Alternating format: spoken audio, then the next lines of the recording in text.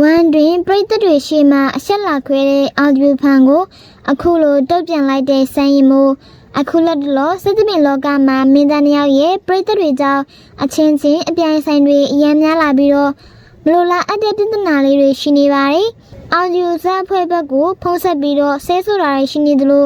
စမ်းရင်မို့ဇက်ဖွဲ့ဘက်မှာလည်းအော်ဒီယိုပရိသတ်ပါဆိုပြီးတော့တမင်တက်တက်ရန်လာစားတဲ့ဖြစ်ရမျိုးတွေကြုံတွေ့နေရပါတယ်။အထူးသဖြင့်ပြီးခဲ့တဲ့ရက်ပိုင်းကဝန်ဒေမျိုးမှာတရောက်ကပြခဲ့တဲ့စမ်းရင်မို့ရဲ့ဇက်ပွဲမှာထူးခြားတဲ့ဖြစ်ပျက်တစ်ခုဖြစ်ခဲ့ပါတယ်။စမ်းရင်မို့ကပြနေချိန်မှာပရိသတ်တယောက်ကငွေသားတွေစုချီမြင့်နေတဲ့ချိန်ရုတ်တရက်မြို့သားတူက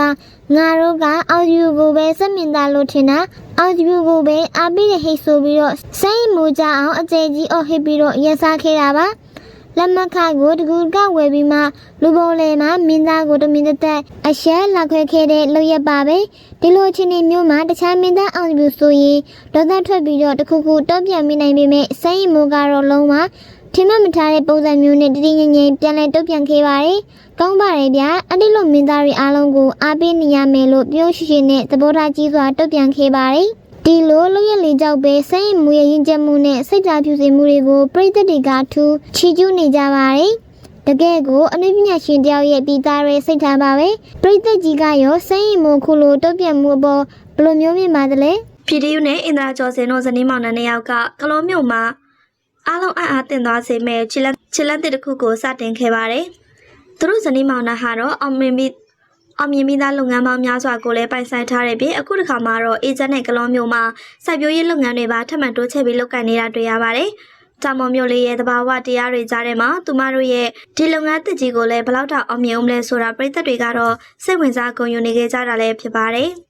အခုတစ်ခါမှာတော့ဘန်ကောက်မှာ PDU ကမျက်လုံးခွဲစိတ်မှုကိုခံယူနေရပါတယ်။ခွဲစိတ်မှုခရီးစဉ်ကြောင်းကိုတော့ဇနီးဖြစ်သူအင်ဒရာကျော်စင်ကမျှဝေလာခဲ့တာပါ။ PDU ကတော့ဘန်ကောက်မှာရှိတဲ့ဆေးရုံမှာမျက်လုံးခွဲစိတ်မှုတွေပြုလုပ်ခဲ့တာပါ။ဒီခရီးစဉ်လေးမှာတော့ဇနီးဖြစ်သူကလိုက်ပါစောက်ဆိုင်ခဲ့ပြီးခွဲစိတ်ကုသမှုလည်းအောင်မြင်ခဲ့တဲ့အကြောင်းပြန်လည်ပြောပြလာခဲ့ပါတယ်။ MRT4 မင်းသမီးဖြစ်တဲ့မြတ်သူရဲ့ကျမရဲ့အခြေအနေနဲ့ပတ်သက်ပြီးယောက်ျားဖြစ်သူစိတ်မကောင်းစွာပြောလာသရုပ်ဆောင်မြတ်သူကတော့ဟိုးလွန်ခဲ့တဲ့ရက်ထဲကနေနေမကောင်းဖြစ်ပြီးတော့အိယာလဲနေတာအတော်လေးကိုကြားခဲ့ပါပြီ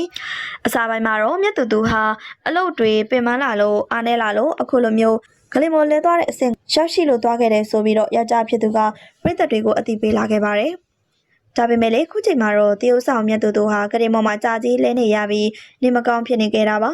အားနေနေတဲ့အခြေအနေကိုရောက်ရှိနေပြီပဲဖြစ်ပါတယ်ဒီလိုမျိုးမကြမ်းမမာဖြစ်နေတဲ့အဓိကအကြောင်းရင်းကတော့ယောက်ျားဖြစ်သူက